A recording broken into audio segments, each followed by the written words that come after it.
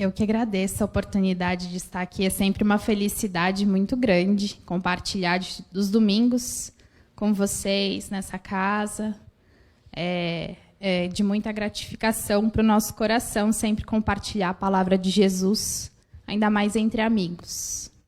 Então, bom dia novamente. Que a paz do Mestre Jesus continue florescendo nos nossos corações hoje e sempre. O tema dessa manhã é um tema recorrente nas nossas conversas, ou de forma direta ou de forma indireta, mas remete a uma passagem do Evangelho de João, e é uma passagem muito bonita. Todas as passagens de Jesus são bonitas, mas essa passagem representa muito para nós no momento em que estamos atravessando aqui no planeta hoje. O tema foi extraído do livro Fonte Viva, do Chico, a psicografia do Chico e a autoria espiritual do Emmanuel. E esse tema está no capítulo 19 e tem por título Apacenta. E o convite do tema é apacentar. Mas o que é apacentar? Jesus sempre usou a linguagem da natureza, a linguagem das coisas do dia a dia, para explicar as coisas referentes ao espírito. E naquele tempo, a atividade do pastoreio, de pastorear as ovelhas, o rebanho, era muito comum, era a tradição do povo. Tanto que Jesus descende de uma casa, que é a casa de Davi, e Davi iniciou a sua trajetória sendo pastor também. E Jesus enxergava na humanidade o seu rebanho. E ele, o nosso grande pastor. E continua.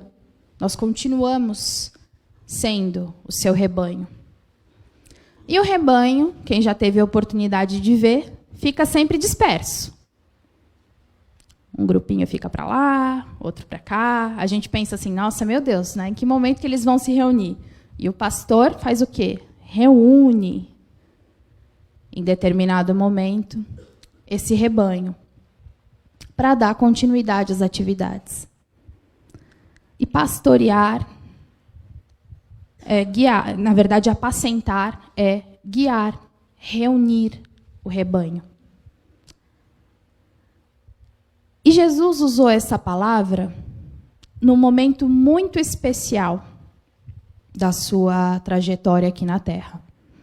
Já havia acontecido o ato da crucificação, e Jesus já havia aparecido aos apóstolos em 2 momentos. Em perispírito, em espírito, para dar ali as suas instruções finais. E nesse momento em que ele conta a respeito do apacentar, Jesus estava à beira do lago do Tiberíades, na Galileia, e alguns apóstolos, dentre eles o Pedro, pensando muito, porque imaginem, conviver com Jesus durante um tempo e de repente acontecer tudo aquilo, eles se sentiram perdidos. O que a gente faz agora? Para onde nós vamos? Como que nós vamos dar continuidade ao seu trabalho? E Pedro, daquele jeito sempre agitado, vou pescar. Pegou o barco e partiu para pescar. E os outros apóstolos que estavam com ele acompanharam Pedro. Jogaram a rede, nada. E aí eles viram na margem um vulto de um homem, que gritou, joga de novo a rede, mas do lado direito. E Pedro reconheceu Jesus. E tomado de alegria, como quem reencontra alguém muito querido, Pedro se joga na água e corre em direção a Jesus. E eles conseguiram, claro, pescar um volume grande de peixes. Eles estavam, né, na passagem, conta que cerca de 90 metros da margem. E Pedro atravessou os 90 metros a pé mesmo. E aí Jesus os reuniu, sentou com eles e começou a conversar. E em dado momento da conversa, Jesus olhou para Pedro e perguntou: Pedro, tu me amas mais do que a estes? E Pedro: sim, Jesus. É claro que eu te amo. E aí Jesus voltou a perguntar: Pedro, tu me amas? Uma segunda vez. E Pedro: sim, claro que eu te amo, Jesus. Jesus, a terceira vez, olhou a Pedro e falou: Pedro, tu me amas? E aí Pedro, já triste, melancólico, olhou para Jesus com um olhar um pouco desconcertado e disse: Jesus, sim, eu te amo. E aí Jesus responde: então apacenta as minhas ovelhas. O curioso dessa passagem é que Pedro negou a Jesus 3 vezes. E uma das interpretações para esse diálogo é que Jesus utilizou ali, daquele momento, para redimir Pedro frente aos outros, em relação à falta que ele cometeu, que foi um ato de não demonstração de confiança e de fé e de coragem naquele momento. Porque Pedro sempre, em todos os momentos, afirmava que continuaria seguindo Jesus independentemente de qualquer coisa. E ele sempre fez questão de se manifestar muito forte com isso. E, inclusive, demonstrando uma confiança muito além do que aos outros que acompanhavam Jesus.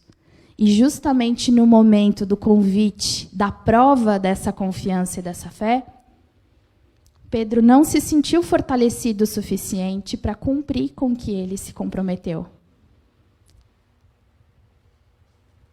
E nesse momento que Jesus retorna em meio a eles para as instruções finais em espírito, Jesus pergunta sobre o amor para que Pedro se sentisse confiante novamente, porque ele seria o responsável de continuar guiando o rebanho de Jesus na continuidade do seu trabalho.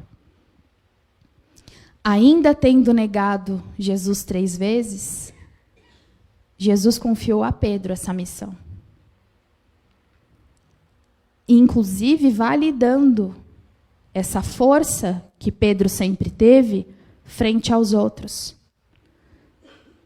Pedro já tinha sido perdoado desde o primeiro momento, mas Jesus fez esse reforço de validação, de consolidação da figura de Pedro, mas também advertiu que Pedro, a partir daquele momento, ele entraria numa rota de trabalho e de demonstração de fé que já não tinha mais como voltar atrás. Então, toda a liberdade que Pedro tinha até aquele momento não existiria mais aos olhos das atividades comuns do dia a dia. A liberdade a qual ele estava sendo convidado a exercitar era a liberdade do espírito, da consciência tranquila, do trabalho no bem, que exigiu muito do Pedro e dos outros apóstolos. E nós sabemos como Pedro chegou à sua idade mais avançada e como ele encerrou a vida material dele. Pedro foi crucificado com os pés para cima. Ele não se sentiu digno de ser crucificado como Jesus. Então ele pediu para que na crucificação ele fosse colocado numa posição ao contrário. E ele não negou a Jesus. E ele foi à cruz justamente por não ter negado ao Mestre. E Pedro, ao longo da sua trajetória quanto apóstolo, exemplificou o Evangelho de Jesus não pela palavra, mas pela sua transformação.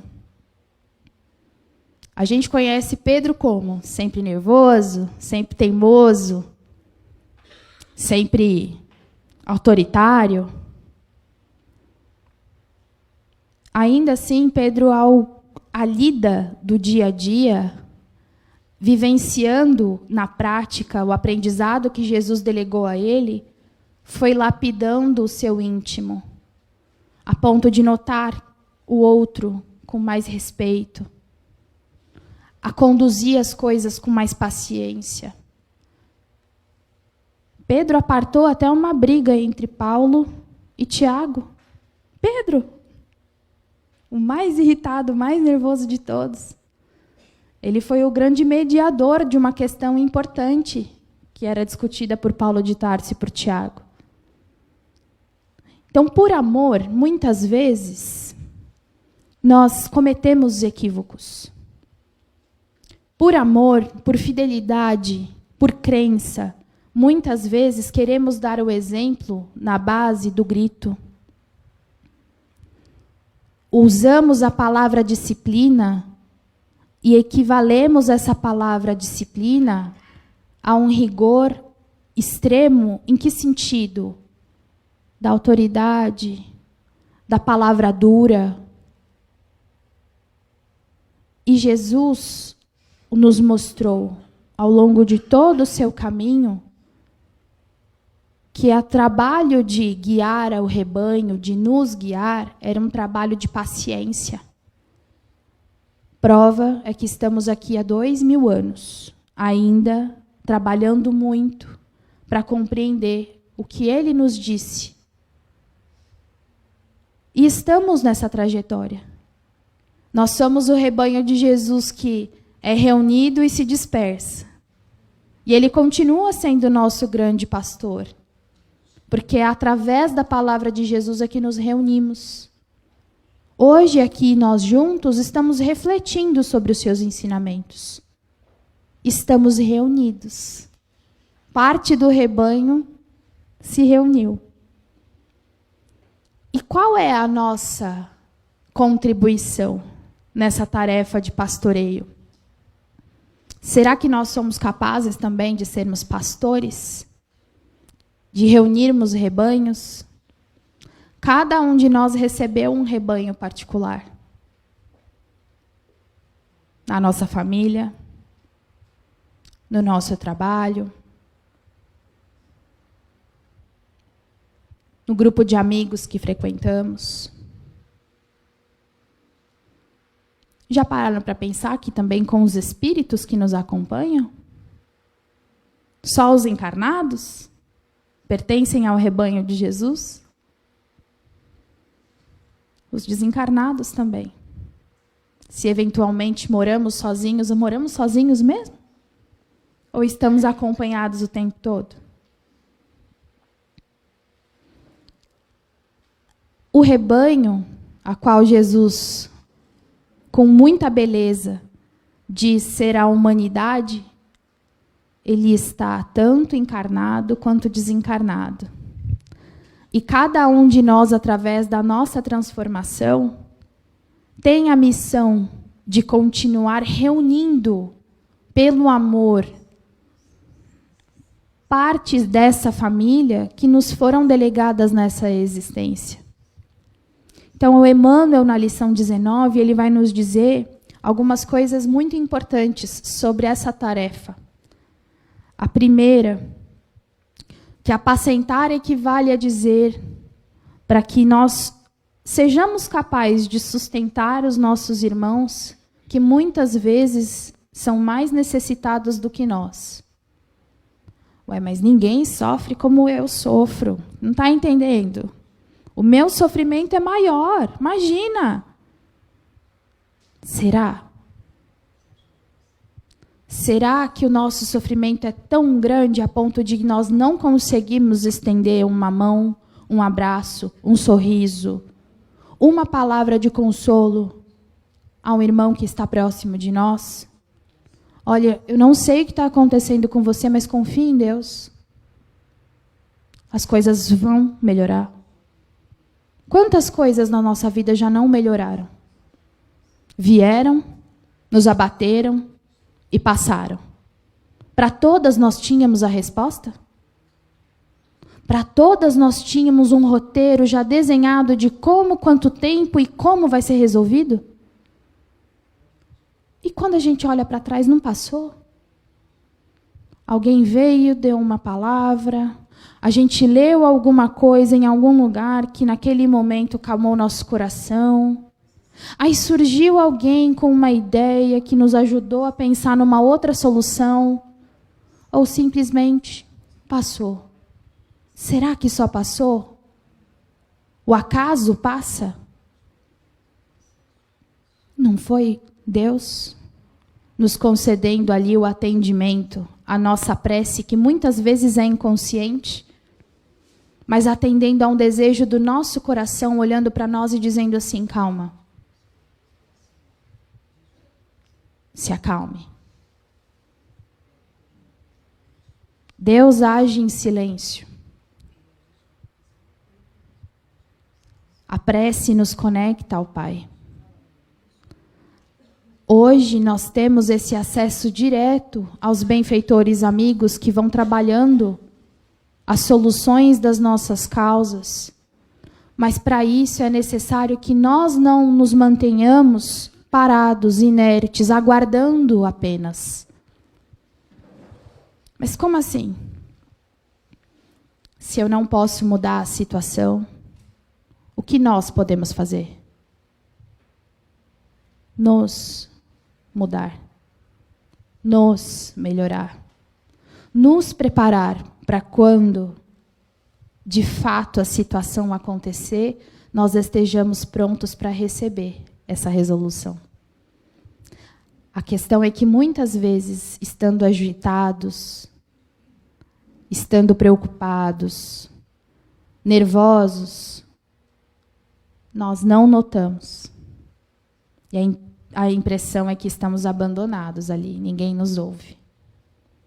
Nós somos ouvidos, nossas preces são atendidas, mas é necessário que nós nos preparemos para perceber essa ajuda.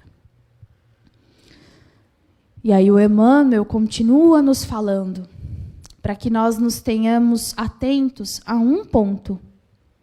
Não exigir do outro algo que nós ainda não temos capacidade de trabalhar em nós. Ah, mas é impossível isso. Se for assim, então o mundo nunca vai evoluir. Como é que eu vou pedir paciência para o outro se eu não tenho capacidade de ter paciência? Então não adianta nada treinar minha paciência. Adianta. Adianta treinarmos a nossa paciência. O outro vai resolver isso no momento dele. Ah, não adianta eu ficar tendo confiança se nada acontece. O outro não muda? Para que eu vou confiar? O outro vai mudar quando ele achar que tem que mudar. Nós vamos trabalhar a confiança em Deus para nós. E no momento certo o outro vai. Ah, não tem como, eu amo mais. Só que o outro não me ama na mesma intensidade. Não vou dar mais amor, não. Não sou bobo. O amor que nós damos é o amor que nós temos. Nós não temos que dar amor para receber amor. Nós temos que dar amor para dar amor. Receberemos na hora que for necessário. E na maioria das vezes não é de quem a gente espera. Na maioria das vezes tem alguém endereçando muito amor para a gente, mas a gente não percebe. E aí somos nós os causadores da frustração de outras pessoas. Se nós permanecermos distraídos, desatentos, nós não vamos notar as pequenas demonstrações de benesses de Deus através da nossa jornada. E nós atualmente estamos muito distraídos. Nossa mente e o nosso coração esperam muito, mas ainda realizam pouco. Nós podemos dar muito mais. E com muito menos do que nós imaginamos. Não precisamos de grandes quantias, de grandes somas. de horas infinitas no nosso dia, de um corpo essencialmente saudável, nós não precisamos. Há quem doe muito sem nem sair do lugar. Há quem doe muito sem ter R$1 a mais no bolso. Há quem doe muito sem emitir uma única palavra, apenas num abraço. E isso é apacentar. Nós não somos grandes como Jesus, ainda, porque Jesus é o modelo e o guia. Se Jesus é o nosso modelo e guia, é porque é o caminho para o qual nós estamos destinados a caminhar. Mas esse caminho não se constrói sozinha, se constrói à custa de muito trabalho, de muita dedicação. Nós ouvimos muito, e eu acredito que os amigos aqui vão compartilhar comigo de pelo menos essa impressão. Tem gente que fala assim, a doutrina espírita é doutrina dos sofredores. Alguém já escutou isso aqui? Não é dos sofredores. Não existe punição de Deus. Existe trabalho e reparação. O sofrimento é um detalhe muito pequeno quando nós olhamos para a nossa jornada espiritual. Porque todos nós, em algum momento, quando retornarmos ao plano espiritual, vamos nos deparar com as ações, as atividades que executamos. E sabe qual vai ser o nosso pensamento? Foi muito pouco, perto do que eu podia fazer. Pedro teve essa percepção sem precisar voltar para o plano espiritual, mas porque ele passou pelo duro martírio de ter sido responsável por negar Jesus. Isso fez Pedro sofrer. A falta de coragem dele naquele momento fez ele sofrer muito, mas ele foi muito grande em reconhecer e se dispor ainda naquele tempo de levantar e tentar novamente. E aí nós vamos pensar assim, foi muito ou pouco morrer por Jesus? Perto do sofrimento de ter negado a ele. Posso garantir a vocês que para Pedro foi muito pouco. Para ele foi muito mais penoso ter negado a Jesus. E quando nós negamos a Jesus? Quando nós conhecemos a palavra, quando nós entendemos parte dos seus ensinamentos, e ainda assim, por teimosia, não nos dedicamos a colocá-lo em prática. E Jesus não está nos punindo. Jesus pacientemente aguarda por nós, para que no momento certo nós despertemos. E nos manda sempre recursos de ânimo, de reconforto, para nos fazer enxergar, vamos, siga em frente, me segue, tente de novo, mais uma vez. Qual é o prazer que nós sentimos quando conseguimos, de alguma maneira, fazer o bem a alguém? É um prazer que não tem como descrever. Quando abraçamos alguém e alguém, nossa, muito obrigada por esse abraço, eu estava precisando. E a gente nem sabia. Parece que o abraço é para nós. E aí eu volto à pergunta do início. Qual é o tamanho do nosso sofrimento frente a essas demonstrações de amor que nós temos a oportunidade de vivenciar? Então não é o sofrimento, são desafios. Trocar a palavra faz muita diferença.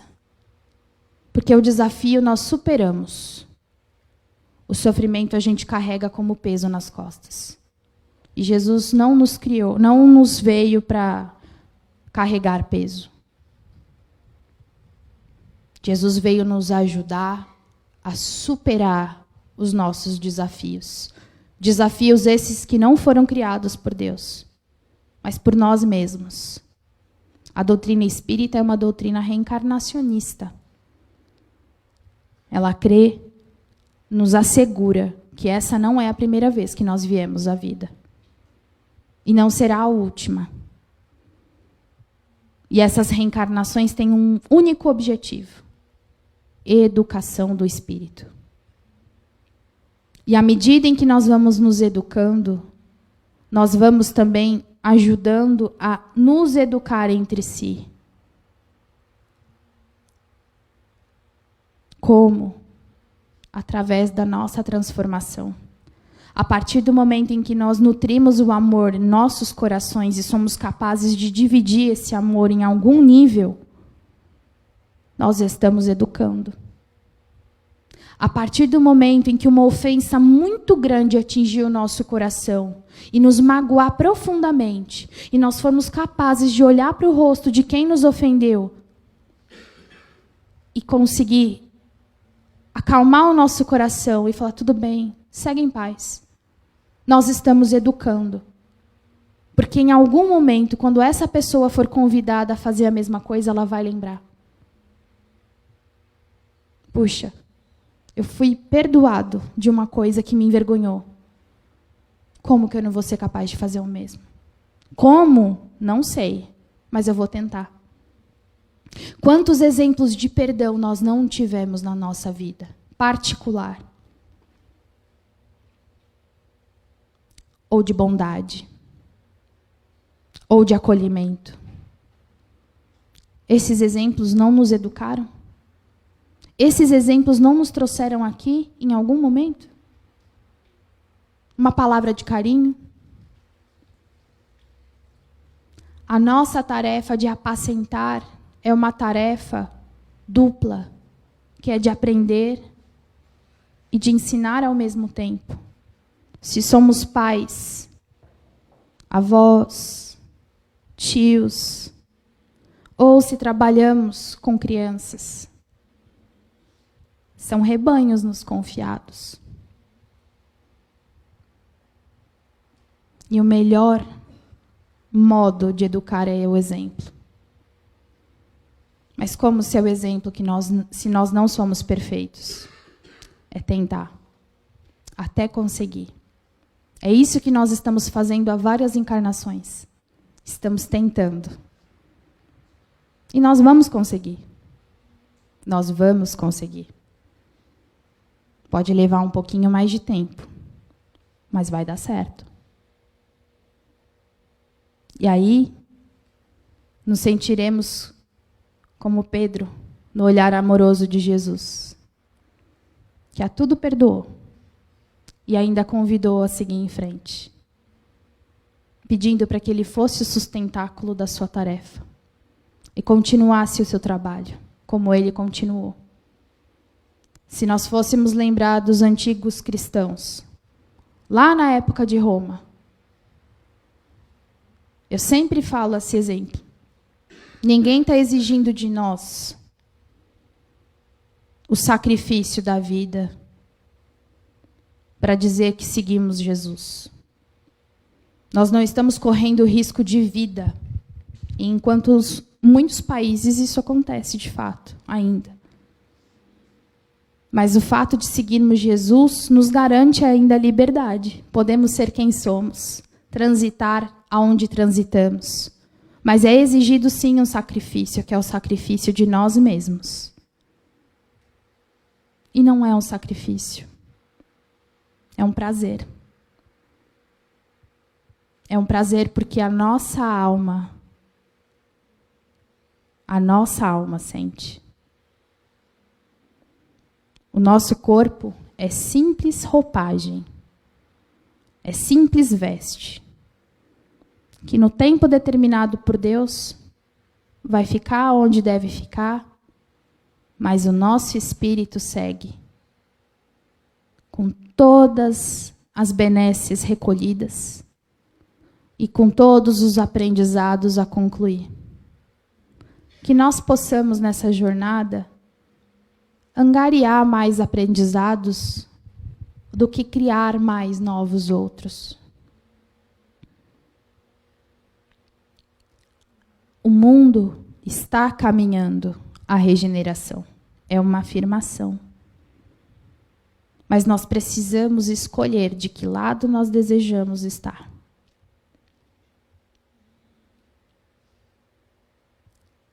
E o lado que nós estamos caminhando, que é o lado ao qual Jesus nos convida a seguir, é o lado da transformação interior. Então, por mais que seja difícil, não nos agitemos pela confusão, pelo descontrole e pelo desequilíbrio do outro ou dos outros. Mas nos mantenhamos confiantes e assíduos no trabalho interior, de sermos o melhor que nós pudermos ser. Porque a recompensa não será aqui. O nosso corpo é o mesmo de quando nós nascemos? Nascemos bebês, sem saber andar.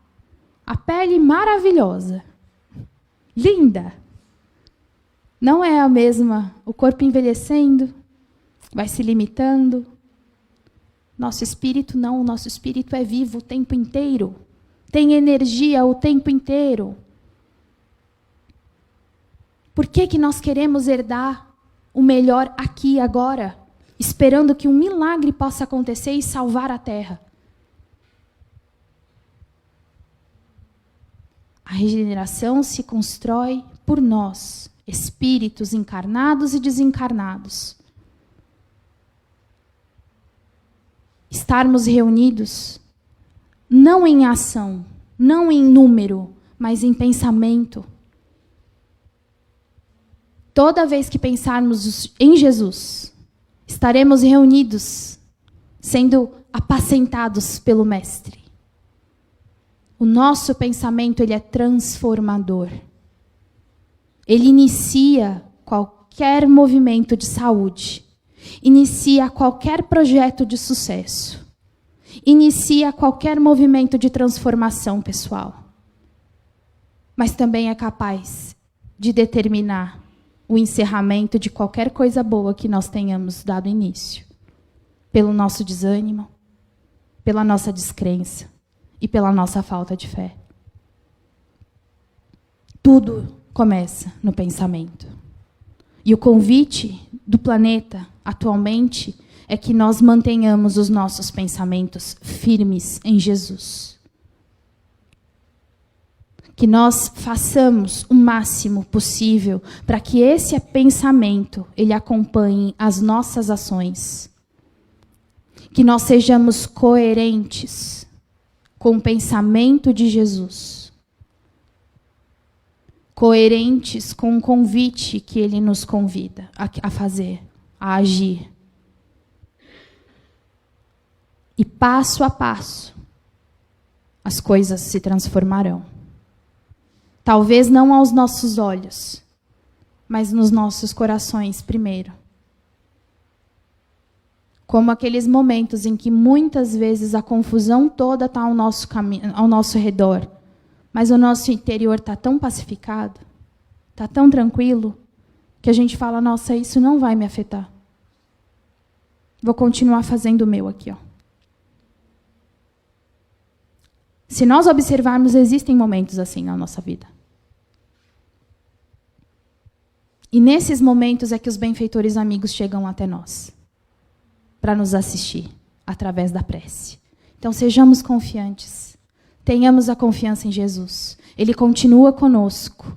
Ele, seus prepostos, os benfeitores e o mentor de cada um de nós aqui, trabalhando em benefício do nosso sucesso espiritual. Façamos a nossa parte e Deus certamente fará a dele. Muita paz a todos e que Jesus continue presente nos nossos corações hoje e sempre.